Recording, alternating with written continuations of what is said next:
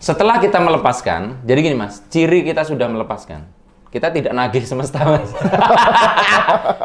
Kalau masih nagih berarti kan belum melepaskan lepas. gitu ya. Jadi sama kayak jadi gini, kalau kita betul-betul sudah bisa melepaskan, kita tuh bahkan terserah mau gue Mas Hendra lah. Kita kan ibaratnya gitu. Tapi kalau dinteni gitu kan sebenarnya dia berhitung. Kenapa kok kamu bekerjanya hanya segitu? Kan aku udah cuma dibayar 10 juta. Ngapain aku bekerja dengan kualitas 10 juta? Dia nggak menghitung bahwa selisihnya itu yang nanti dihitung sama semesta itu tadi. Kadang ada Mas yang seorang wanita bekerja jadi seorang PNS misalkan, fix dia gajinya. Tapi kualitas kerjanya bagus banget. Tahu nggak cairnya dalam bentuk apa? Dia nemu suaminya kaya banget, Mas. Betul. Loh, banyak orang yang nggak menghitung-hitung variabel kayak gitu.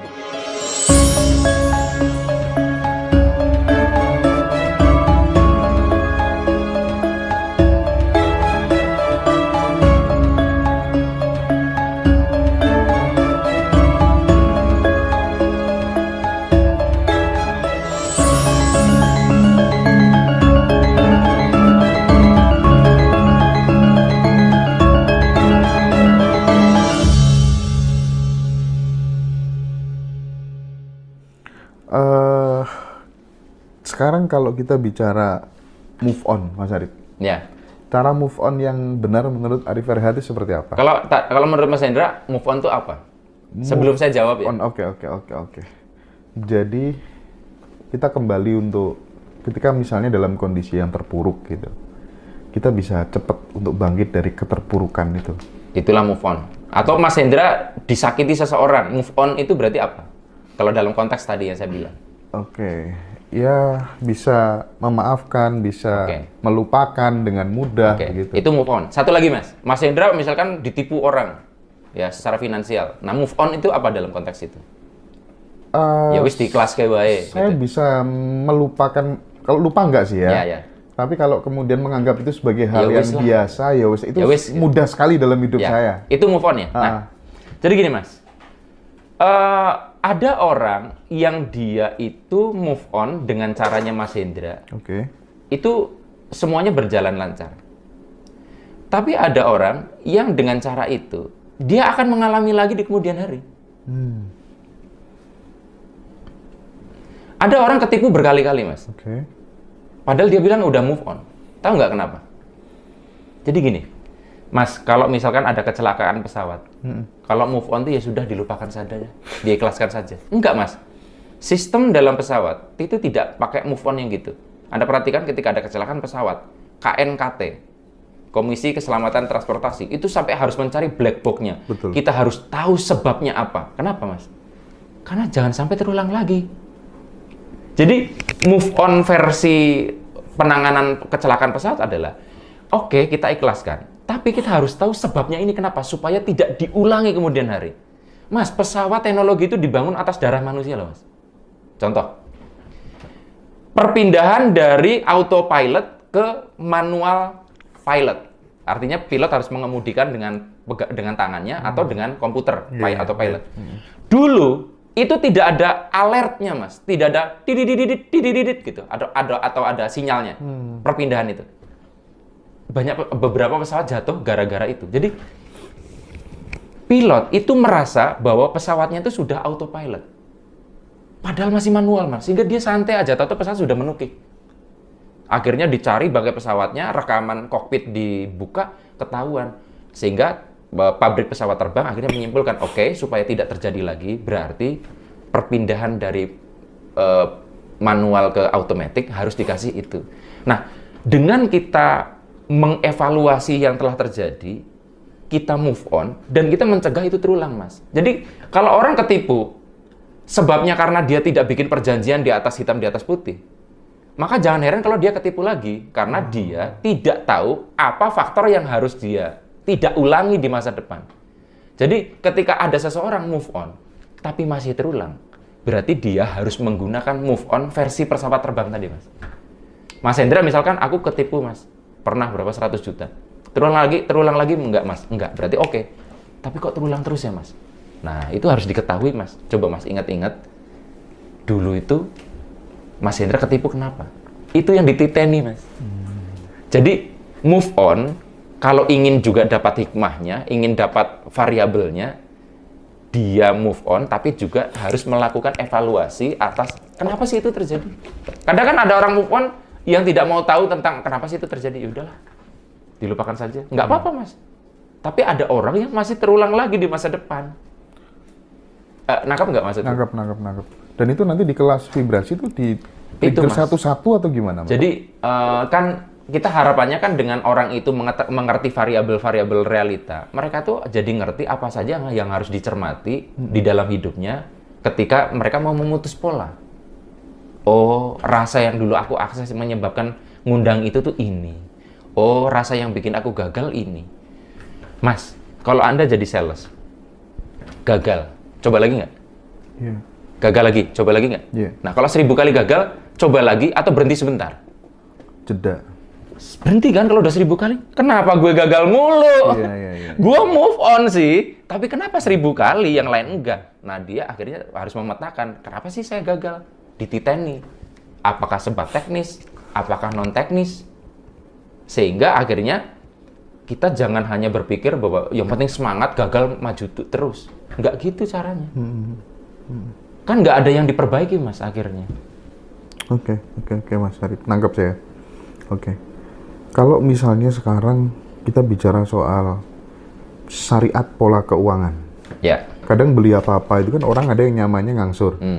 Ada yang lebih suka cash gitu. Tapi tidak bisa disalahkan juga dengan yang ngangsur itu ketika kemudian kesadarannya oke, justru uangnya tambah banyak. Ya. Nah, bagaimana Mas Arif menjelaskan ini? Ini sebenarnya pilihan, Mas. Cuman ingat, setiap pilihan hidup ada syariatnya. Gitu loh. Anda milih Islam ada syariatnya, Anda milih Kristen ada syariatnya. Ya kalau kita bicara agama. Anda naik mobil ada syariatnya. Syariatnya mobil pakai sabuk pengaman, punya SIM, itu syariat ya, Mas. Yeah. Nah, sama. Kalau Anda milih utang, ngangsur, apa syariatnya, Mas? Nggak boleh ngemplang, Mas. Anda harus patuh itu. Jadi kalau Anda memang mengangsur, Anda syariatnya adalah harus bayar tepat waktu.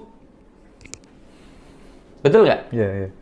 Nah, kalau Anda nggak sanggup dengan syariat itu, berarti jangan. Kan syariat itu kan sepaket pilihan sepaket dengan syariatnya. Sekarang gini, Mas, misalkan Mas Tahib milih nikah atau tidak, Mas? Milih nikah ya. Anggap nih, Anda nggak milih nikah. Atau Anda milih nikah. Ya, gini. Nggak usah ribet. Kalau Anda milih nikah, berarti ada syariatnya, Mas. Anda harus menafkahi, Anda harus melayani, ya, dia pun pasti punya kewajiban terhadap Anda. Itu kan syariatnya. Lah kalau nggak sanggup itu yang mending nggak usah. Nah, banyak orang ngambil nikahnya, tapi nggak mau menjalankan syariatnya. Nah, sama, Mas. Jadi, saya tidak menyalahkan orang yang pinjam uang, ngangsur, enggak, Mas. Tapi saya menyalahkan orang yang kayak gitu, tapi tidak tanggung jawab untuk memperjuangkan mencicilnya. Itu kan yang bikin masalah itu, Mas, sebetulnya. Iya. Jadi, buat teman-teman, ketika Anda mau mengangsur, maka Anda harus berjuang, pastikan Anda harus mematuhi syariat nyicilnya. Nah, karena gini, Mas, saya punya alumni, lucu. Kalau dia pakai modalnya dari utang bank, bisnisnya tuh bisa 10 kali lipat, omsetnya tuh bisa nyampe. Tapi kalau pakai uang nggak pinjem, itu paling 2 kali lipat loh, Mas. Jadi dorongannya dia menghasilkan tarikan lebih besar itu pakai uang ngangsur. Tapi ada yang kebalik. Kalau dia ngangsur, dia stres, itu malah nggak jalan. Contohnya siapa? Saya tuh cashman, Mas. Jadi tidak ada satupun barang yang saya beli yang pakai angsuran. Semuanya cash saya tuh. Saya cash, semuanya cash. Okay. Nah, tapi balik lagi, itu kan pilihan hidup, Mas. Dan semua pilihan itu ada sebuah sistem yang harus ditopang. Kayak gini, Mas. Di bank itu ada uang adalah hasil dari nabung. Kalau nggak ada yang ngangsur, nggak ada nyicil, uang nggak muter, Mas. Betul. Jadi saya pernah ada orang yang sangat cash banget, lalu mengolok-olok orang yang mengangsur. Saya bilang, kamu tuh nggak punya kesadaran yang luas. Kalau nggak ada orang yang ngangsur, nggak ada orang yang pinjam uang ke bank, krisis ekonomi kita karena uang nggak muter. Harus ada orang yang mau mengangsur biar uang itu muter, Mas. Jadi jangan yang cash jangan ngolok-olok yang utang juga jangan ngolok-olok yang cash, karena yang cash itulah yang punya tabungan di bank. Iya. Loh, kalau yang ngangsur ngolok-olok yang cash kayak saya, loh kamu pinjam duit di bank nggak ada duitnya, yang nabung gue. Kan gitu. Maksudnya adalah semua itu ada perannya. Itu maksud saya, Mas. Oke. Tapi kalau Anda yang memang nyamannya cash, jangan coba-coba ngangsur. Begitu pula yang sebaliknya jangan dicoba. Iya. Jadi sekali lagi itu adalah titenologi. Titen, Mas. Iya, Jadi titen. kalau diperhatikan ya Mas Hendra, aku tuh orang yang hampir nggak pernah menyalahkan pilihan. Okay. Yang penting Anda bertanggung jawab dan Anda ngerti cara bermainnya di situ. Jadi nanti poin pentingnya ketika di kelas vibrasi itu teman-teman diajak untuk niteni pola hidupnya sendiri. Bertanggung jawab memilih satu peran, lalu kita bermain dengan gaya kita. Oke. Karena kan ada Mas yang saking, contoh tadi ya, saking pro-nya dengan cash terus akhirnya mengolok-olok orang yang ngangsur. Betul. Itu pun nggak benar menurut saya. Dan ayah saya baru bisa punya rumah karena ngangsur. Ayah saya PNS, guru. Dari mana ceritanya bisa punya rumah kalau nggak ngangsur? Iya. Aku kan nggak melihat sejarahku sendiri kalau aku mengolok-olok. Saya termasuk orang yang ketika punya angsuran tuh gaji saya bisa naik lebih dari 30%. Iya, ada yang begitu, Mas. Iya. Ada yang begitu. Itu harus dibuka makanya semua. Iya. Termasuk kemudian saya misalnya kru banyak gitu ya. Makin banyak kru, makin banyak penghasilan. Iya. Itu dia. Mungkin karena itu sudah connect, kesadarannya udah connect. Orang yang punya responsibility-nya bagus itu begitu, Mas. Semakin diberi beban, semakin ototnya gede. Tapi banyak orang yang sok kuat. Nggak mampu, tapi Mas, banyak Mas orang nikah nggak dinafkahi. Saya tuh dapat curhatan kayak gitu tuh. Banyak banget. Itu sebenarnya udah melanggar kan. Nggak boleh. Saya bilang gini, lebih terhormat Anda jadi jomblo daripada Anda menikah tapi Anda tidak menafkahi. Iya toh, Mas. Dosa nih bahasa agamanya. Iya toh, Mas. Iya. Anda kalau misalkan punya tim, punya karyawan, ya Anda punya kewajiban menggaji. Kalau nggak mau menggaji, mending jangan ngangkat tim kan gitu. Itu hanya pilihan aja. Iya. Jadi yang aku kadang gusar adalah orang mengambil pilihan tapi nggak tanggung jawab dengan pilihannya, Mas. Cuman dikasih I love you ini.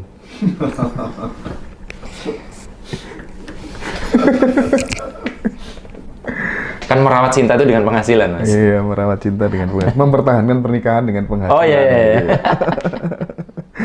Oke. Jadi kadang gini, Mas, kita kan bicaranya kadang nggak terlalu konsep, kita bicara sehari-hari. Ini masalah banyak orang, Mas, sebetulnya yang kita bicarakan tuh. Biar relate gitu. Iya, relate ya. Oke. Assalamualaikum Mas Hendra. Titip pertanyaan buat Mas Harif RH. Mas Harif pernah bilang jika kita ingin menerima balasan luar biasa dari semesta, maka seberapa besar kita rela untuk melepaskan. Nah, saya sudah banyak melepaskan, tapi kok belum ada jawaban dari semesta. Nuwun Mas Hendra. Ya. Setelah kita melepaskan, jadi gini Mas, ciri kita sudah melepaskan. Kita tidak nagih semesta, Mas. Kalau masih nagih berarti kan belum melepaskan lepas. gitu ya. Jadi sama kan? Jadi gini, kalau kita betul-betul sudah bisa melepaskan, kita tuh bahkan terserah monggo Mas Hendra lah. Kita kan ibaratnya gitu. Tapi kalau dinteni gitu kan sebenarnya dia berhitung. Iya, nunggu dia. Iya, nunggu. Masih ada kalkulasi di situ. Betul, masih ada kalkulasi. Iya. Jadi kalau kita berhitung, Mas, semesta juga berhitung sama kita loh, Mas. Enak aja baru melepasin segitu, kok mintanya segitu. Gitu, dia berhitung juga. Tapi itu konsekuensi logis loh. Seberapa besar kita mengeluarkan, kita menerima itu nyata loh, Mas. Ya, karena kan bawah sadar kita itu akan diedukasi dengan angka. Mas, kalau saya berani membayar Mas Hendra 10 juta, misalnya, untuk sebuah pekerjaan jadi seorang misalkan teknisi pesawat misalkan ya. Tolong nih perbaiki baling-balingnya. Katakanlah begitu. Kan sebenarnya di bawah sadar saya langsung terekam sebuah keyakinan tanpa sadar. Ternyata ada ya orang mau membayar orang lain. Ternyata 10 juta itu untuk 1 jam itu mungkin ya. Jadi kalau dia bisa melakukan itu ke orang lain, maka orang lain pun masuk akal melakukan ke dia. Lah kalau dia tidak membuktikan bahwa ada orang yang seperti itu, kan dia jadi ragu. Jangan-jangan nggak ada yang mau melakukan hal yang seperti itu. Jadi buat yang bertanya gini, kita hanya bisa untuk melakukan yang bisa kita lakukan. Tapi soal semesta itu akan memberikan balasannya kapan tuh jangan ditunggu-tunggu. Oke.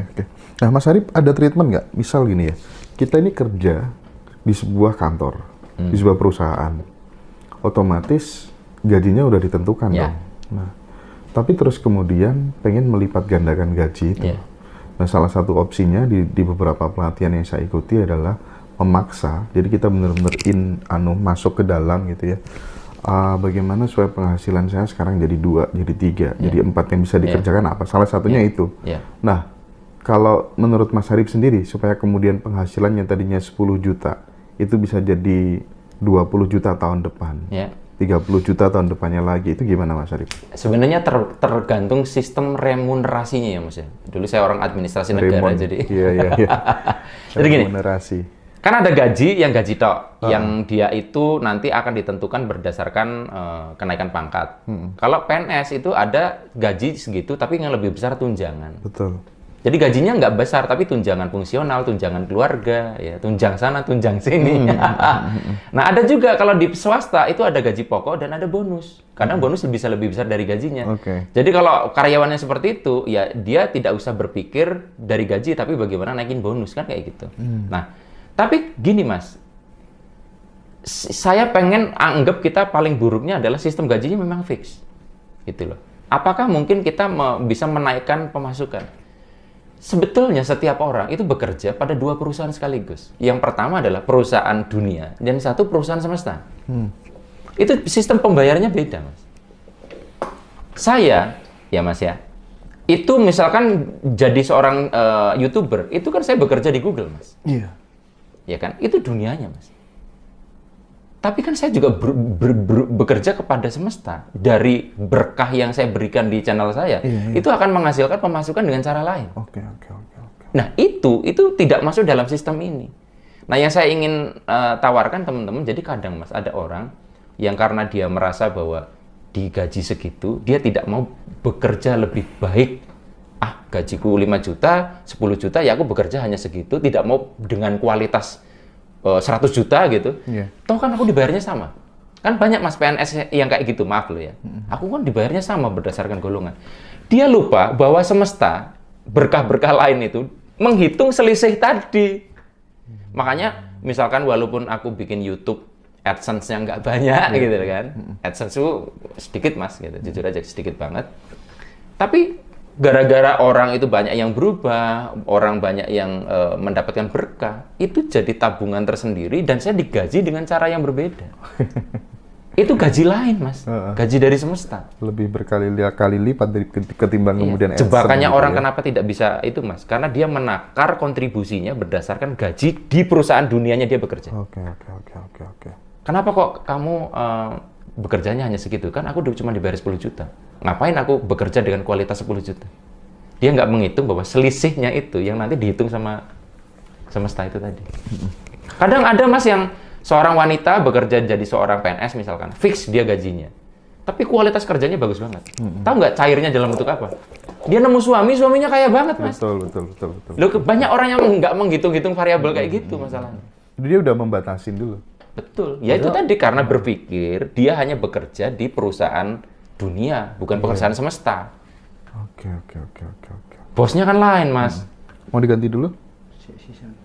Gak apa-apa sekalian. Oke, ganti dulu. Monggo kalau mau diganti dulu. Iya, rata-rata kan udah dibatasi. Iya. Dibatasi, ya udah gajiku segini, nggak ada lagi jalan, gitu kan. Padahal andai kata kemudian dia bisa mengubah pola pikirnya, rezeki itu datang dari arah yang nggak diduga-duga datangnya, gitu. Tasnya Anda itu. Jadi ketika kita ingin naik penghasilan, dipastikan bahwa yang kita dapat tidak melampaui yang kita kontribusikan. Oke. Sebagai seorang yang bekerja di situ, ya ginilah. Saya dibayar 1 juta, tapi senyum saya menyambut pelanggan itu dengan kualitas hotel bintang 5 yang bayarannya 10 juta. Selamat pagi Bapak Ibu, gitu loh. Kan banyak orang yang pernah saya dulu di rumah sakit dulu banget waktu memberikan training. Pak, Bapak itu kayaknya kok nyambut tamu rumah sakit kok kurang ramah. Ya gaji saya kecil, Pak. Dia menakar kualitas senyumnya dengan jumlah gajinya. Iya. Padahal coba kalau dia lebih semangat, lebih sumringah, betul. secara natural, Mas. Banyak orang senang banget datang ke situ dan akan merekomen. Omset perusahaan akan naik, pelayanan ramah, bonusnya lebih gede. Belum dihitung dari perusahaan semesta raya ini. Iya sih, bener-bener. Aku ngalami banget. Ya contoh gini, Mas. Ya misalkan AdSense-ku satu video 1 bulan. Cuman paling 10.000 misalkan ya, karena viewerku tidak banyak. Ya. Tapi aku kualitas buat konten jangan salah loh. Satu kontenku walaupun aku udah sama AdSense cuma dibayar cuma 10.000, aku jamin harganya jutaan. Iya. Itu yang bikin selisih. Iya. Oke. Nah banyak orang nggak kuat bikin konten di situ mas. Dia menakar kontribusinya dengan AdSense. Betul. Iya ya mas ya. Iya benar. Jadi kalau dibandingkan yang apalagi yang awal-awal baru punya 1 channel gitu kan? Iya. Terus pekerjaan utama nggak punya, terus Baru awal-awal kan paling berapa puluh ribu, yang nonton paling 1.000, 2.000. Kalau tahun-tahun ini sih tidak masalah ya, artinya nggak masalah itu ketika kemudian persyaratan semuanya sudah memenuhi, kita ajukan gitu kan, 2 hari 3 hari udah keterima Pak. Tapi kalau zaman saya dulu 8 bulan Pak. Saya hajar channel itu 8 bulan baru keterima, coba bayangin ya. 8 bulan ngisi yang terus. Yang ini ya, monetize ya? Iya, monetize. Syarat monetize ya? Syarat monetize. Baru bisa diterima 8 bulan, bayangin coba. Betapa itu, nunggu 8 bulan masih ngisi terus tanpa cuan gitu kan. Ya, itu banyak orang yang nggak punya kesadaran kayak gitu, Mas. Masalahnya di situ. Jadi saya mikirnya, udahlah sikat aja, orang seneng gitu kan, orang seneng selama 8 bulan aku nggak dapat apa-apa, nggak masalah. Tapi hikmahnya, karena sambil nunggu 8 bulan tuh akhirnya aku jadi punya channel banyak. Iya, karena kan coba ini gitu. Nah ini tapi Mas, ada orang juga beda gaya lagi. Jadi ada orang yang memang dia hanya bisa single fokus, jadi kemampuan dia nanganin tuh nggak banyak, ada yang bisa banyak banget. Multitasking. Jadi kalau Mas Hendra ini termasuk, saya pikir handle-nya banyak. Jadi bisa menggarap banyak hal sekaligus.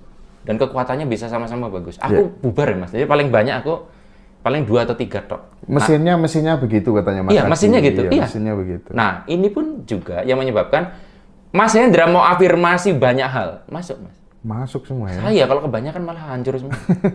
Nah kan banyak orang akhirnya gini, basic dari pemberdayaan diri itu satu Mas. Knowing yourself. Kenali dirimu sendiri, pakai cara gaya yang sesuai dengan dirimu. Nah banyak orang itu belajar macam-macam kelas, belajar teknik, tapi dia setelah dari semua ikut itu tidak mengerti aku itu sebetulnya seperti apa. Iya. Nah fokusku tuh sebenarnya mengajak peserta. Kamu tuh pertama kali harus tahu kamu tuh sebenarnya kayak gimana. Nah 14 Januari teman-teman Gitu. ya, jawabannya ya. Nggak serius, aku recommended banget 14 Januari itu. Serius, pertama dan terakhir dengan ngaji Rasul. Jadi teman-teman rugi banget kalau nggak ikut di 14 Januari. Teman-teman dekatku tadi malam tak japri semua dan pada ikut ya. Oke.